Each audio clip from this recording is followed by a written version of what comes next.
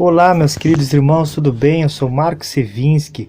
Hoje eu vou estar abordando um tema muito importante, um tema até que muitas pessoas têm dúvida acerca disso.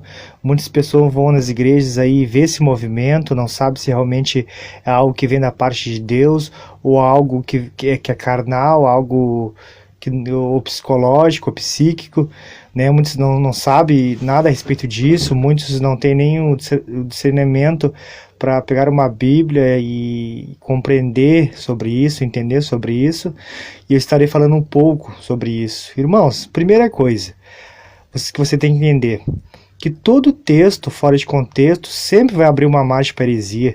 Tu não pode pegar um texto isolado e criar uma doutrina, e toda a doutrina do cair no espírito, ou a bênção de Toronto, onde tudo começou, está fundamentado em heresias, em textos fora de contexto, palavras isoladas, líderes cheios de arrogância, estupidez, líderes que enganam o povo, né, meus irmãos?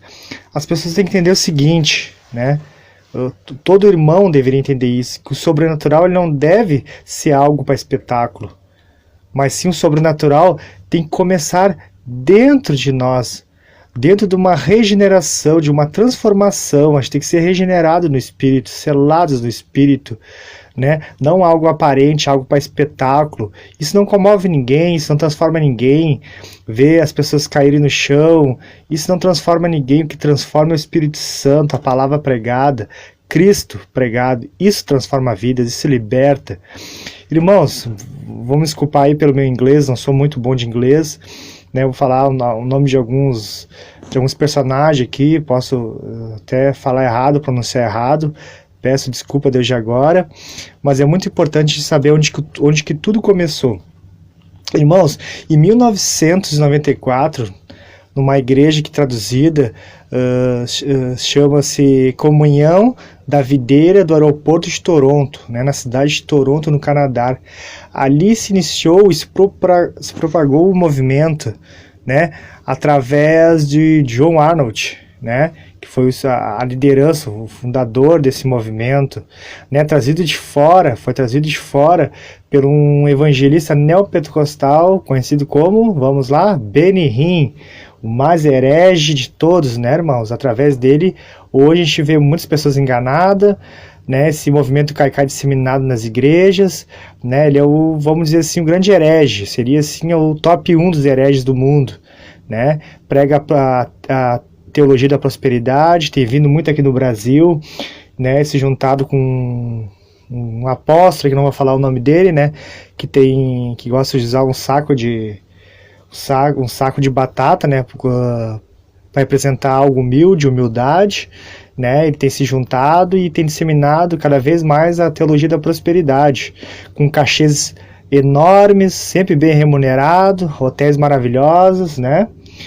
Voo de primeira classe. Esse é o nosso grande irmão Benny Hinn, o mais herege de todos, disseminando a mentira, o engano no meio cristão.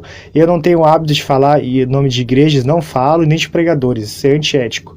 Estou falando dele, pois, né, ele é uma pessoa que não é digno de respeito de ninguém, não é digno, por ser um disseminador do engano, né? Hoje em dia é uma das pessoas que mais engana as pessoas, e tem muitas pessoas que se deixam ser levado por ele, né, irmãos? Como confiar numa pessoa que escreveu um livro, né, que chama-se Bom Dia Espírito Santo, se não me engano, e dizer que a mãe dele chamou ele e ele pediu para o Espírito Santo esperar, sabe, é muito fora da realidade isso. Bom, não vou me deter no Benny Hinn, mas então ele, através do Benny Hinn, né, o John Arnott começou a disseminar esse movimento do caicai, né, passar o paletó, as pessoas caírem, assoprar, né, tudo hipnose, tudo algo psíquico, nada de Deus, não provém de Deus, né, irmãos? O Benny Hinn aprendeu a prática com uma norte-americana, Catherine Kuhlman, em 1976. Ali ele começou ele aprendeu esse agir sobrenatural, que a gente sabe que não vem de Deus, né, irmãos? E começou esse movimento, né, chamado Cair no Espírito, Bênção de Toronto, né, para a renovação católica carismática, o repouso no Espírito, né, irmãos? Então, assim, o John Arnott, ele disseminou a mentira através de seus cultos, né? Mas quem é John Arnott? John Arnott, em 1955, através de uma cruzada de Billy Graham, né, o grande evangelista, até faleceu, né, agora há pouco. Então, assim, John Arnott se afiliou, se conheceu, né, na cruzada de Billy Graham e se afiliou a uma igreja batista, né? Nada a ver com a igreja batista, não estou falando mal das igrejas batistas. Pelo contrário, talvez se ele tivesse ficado na igreja batista, não teria disseminado a mentira no mundo. Mas ele saiu e entrou numa igreja pentecostal, também não discriminando as igrejas pentecostal. Eu sou pentecostal, né? Fui há muito tempo, acredito mesmo nos dons do Espírito, no fruto do Espírito, mas com certeza ele foi pro lado extremista do pentecostalismo, amém? Irmãos, o que acontece? Entre muitas coisas, John Arnott se baseava nos cultos de John Wesley, de George Whitefield, né, que teve o grande avivamento na Inglaterra no século XVIII. Mas, irmãos, a grande diferença que tinha é que as pessoas não caíam por esse movimento louco e despertava e continuava as mesmas pessoas. As pessoas caíam quebrantadas de arrependimento, quebrantado da real glória de Deus. Não essa coisa que a gente vê que as pessoas caem por paletós carregados de unção, palavras que parecem mais autoajuda, motivacional do que a palavra de Deus. Não, as pessoas caíam prostradas, e detalhe, prostradas diante de Deus, prostrada, arrependido dos seus pecados. Não essa coisa que a gente vê caindo pessoas feitas dominó um atrás do outro, pessoas que ficam horas e horas no chão, pessoas dando gargalhada, né, irmãos?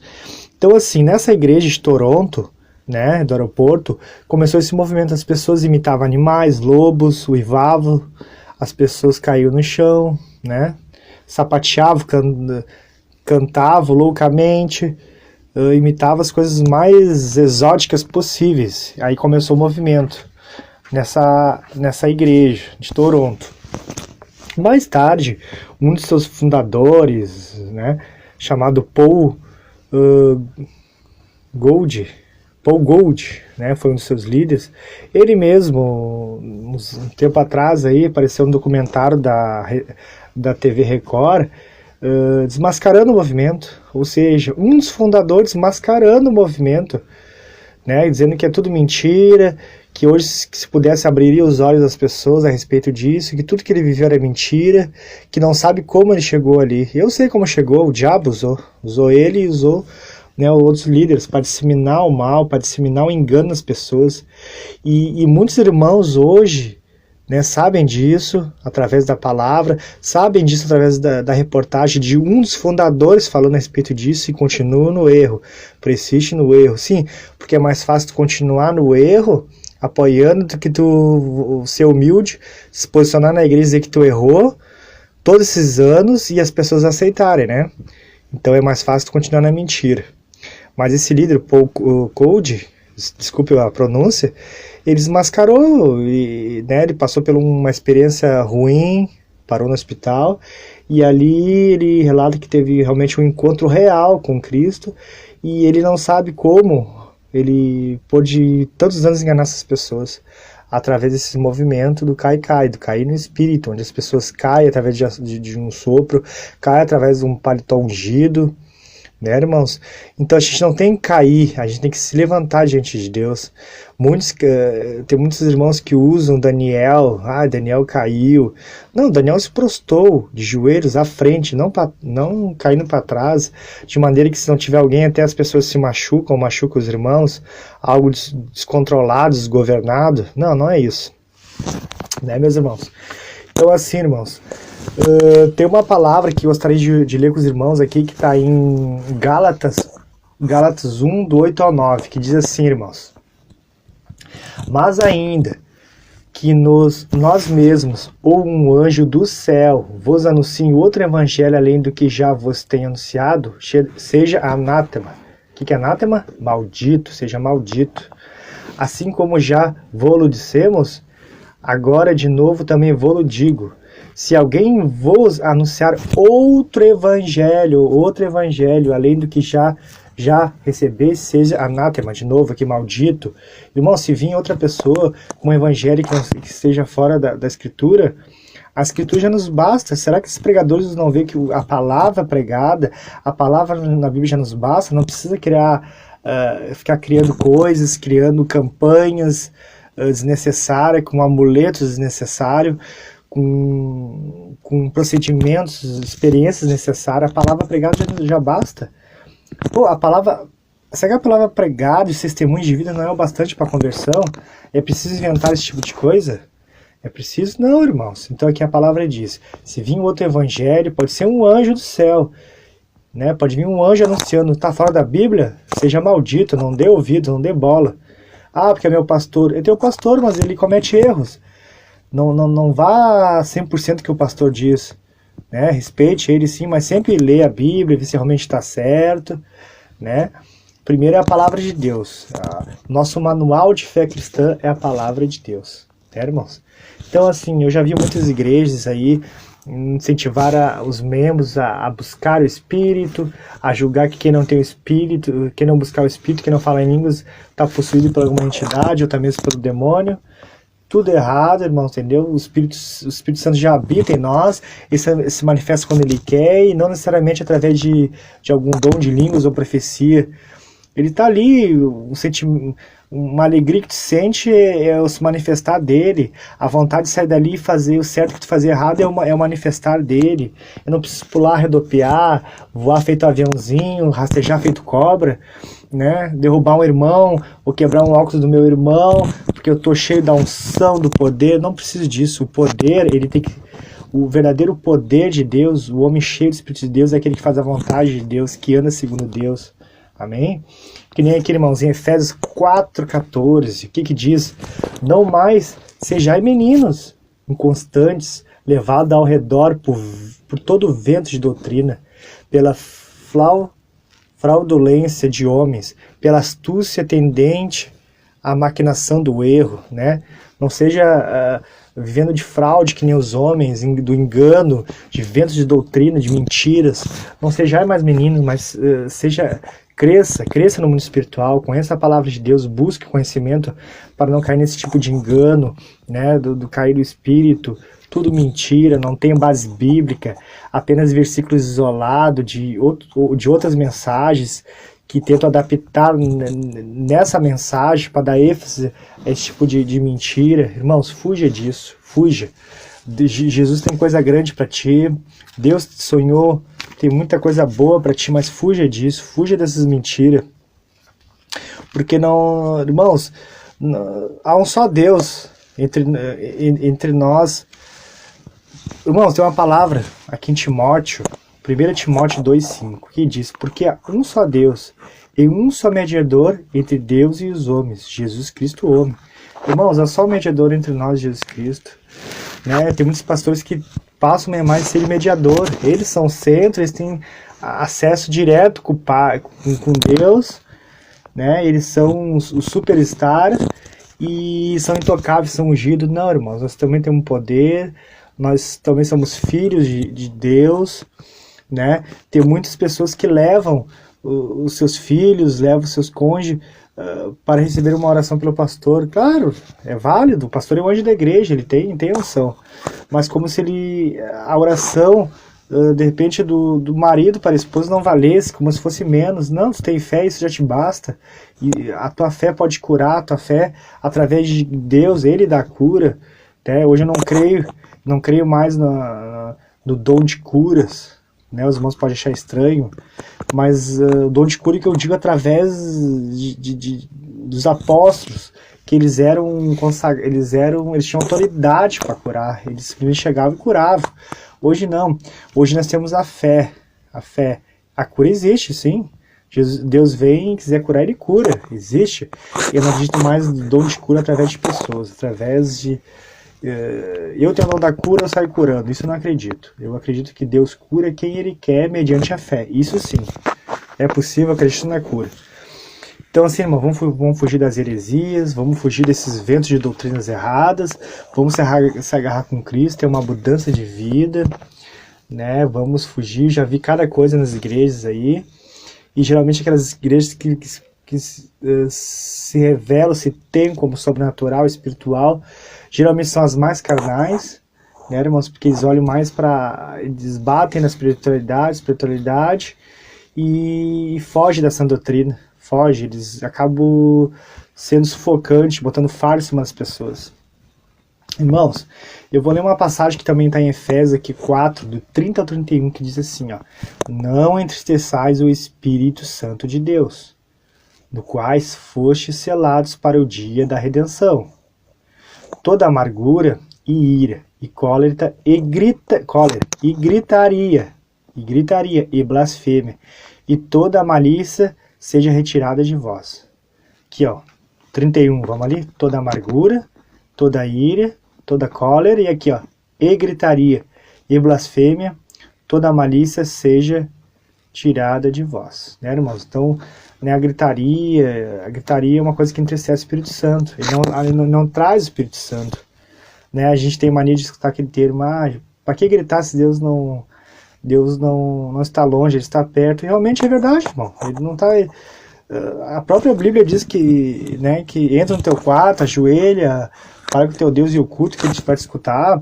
Então ele é mais uma prova que no silêncio ele escuta. Ele está em todo... Quando tu grita desesperadamente, tu assusta os visitantes da igreja, todos gritando acaba gerando confusão no meio da igreja, é todo mundo falando em línguas, é todo mundo profetizando, né, uma bagunça totalmente fora ali de 1 Coríntios 12, 1 Coríntios 13, né, a respeito disso. Se os irmãos forem ali e lerem em 1 Coríntios 12 e 1 Coríntios 13, fala bastante sobre isso, né, sobre tudo fora de... Irmãos, qual é a necessidade de todo mundo falar em línguas? E outra coisa, essas línguas que são faladas, será que são realmente línguas, dom de línguas? Dom de idiomas? Ou isso é algo que um aprendeu com o outro, algo psíquico, algo, o diabo inseminando o mal? Tem que ver, porque quando, lá no dia de Pentecostes, em Atos 2, o Espírito Santo, né, invadiu o tabernáculo, os apóstolos falaram em línguas terrenas.